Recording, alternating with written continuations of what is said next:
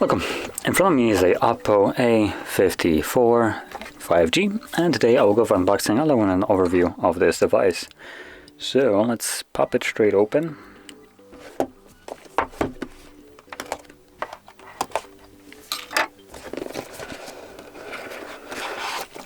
So nothing on the top of the case. Let's pop the part right here. I assume there's gonna be a case. Yep.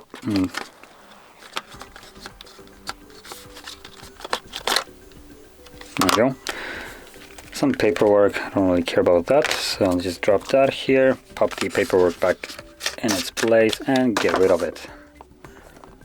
Then we get the phone.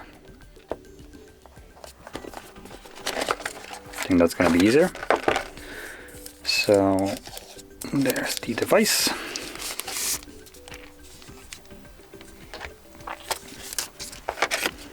More paperwork. Then we get headphones, which is a surprise, and also they're not Type-C, they're normal 3.5mm jack, which means that the phone actually has a headphone jack.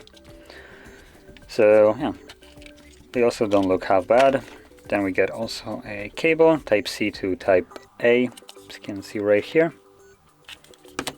and the charger. So the charger is well, this is a fairly crappy charger at 10 watts, so nothing really special here.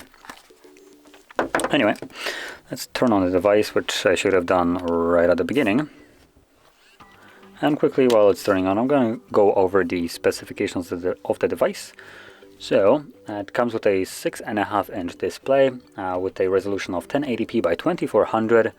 It's an IPS LCD display with a 90 Hz refresh rate, and it is 83.8% screen to body ratio, so fairly nice, with a 405 pixels per inch. Now it would be nice if we would log in. Now also additionally I will mention the phone comes with a pre-applied screen protection. If I kind of get it in the light, you can see this little ring that has the screen protector around, being cut out around the actual camera right here.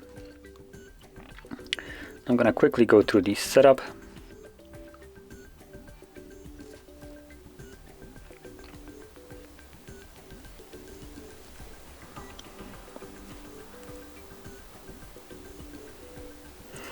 Now while I'm going through the setup, let's also quickly go over the cameras right here. So we got quadruple camera setup, which in reality it's just what I would call a dual camera setup.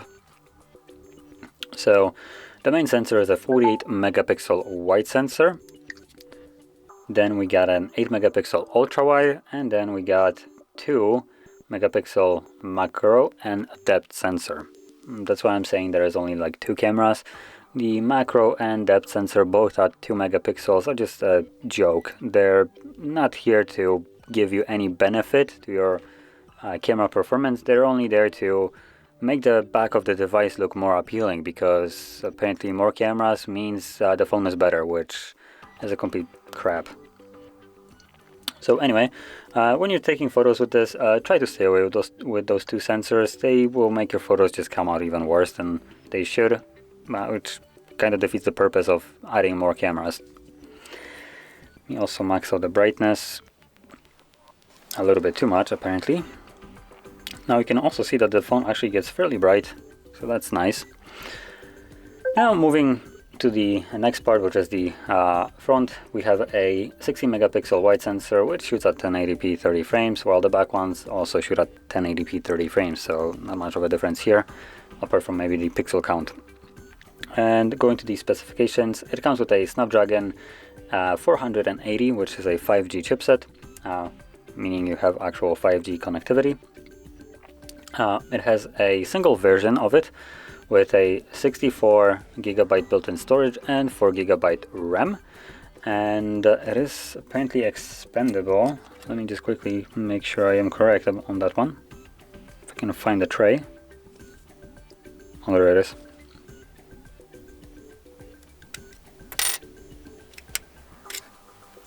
So it looks like it just takes some typical SD card in here. So you can just expand the storage yourself by slapping one in, like so.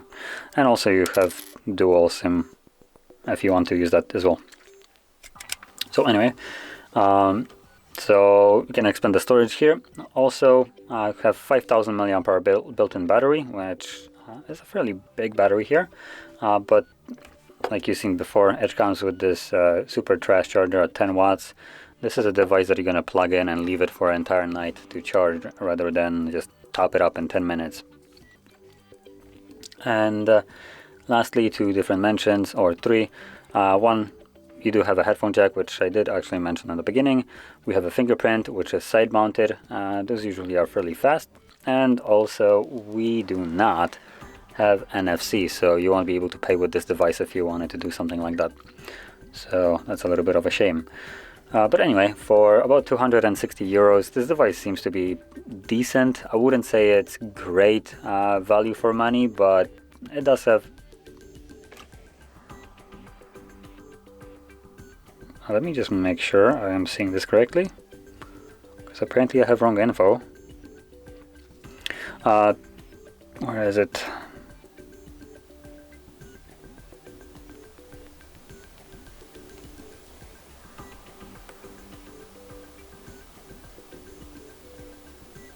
Yeah, so there is actual NFC, so you can pay with this device. Not sure why I wrote that there isn't one. So yeah, we do have NFC. So yeah, for the money, it's an okay device. It has the benefit of actually having a okay display, 1080p Full HD display with a 90 Hz refresh rate, and big battery. Overall, it is fairly nice looking, but I think there are better devices for the price. That's basically what I can say. Anyway, if you found this overview helpful, along with the unboxing, don't forget to smash that like button, subscribe, and thanks for watching.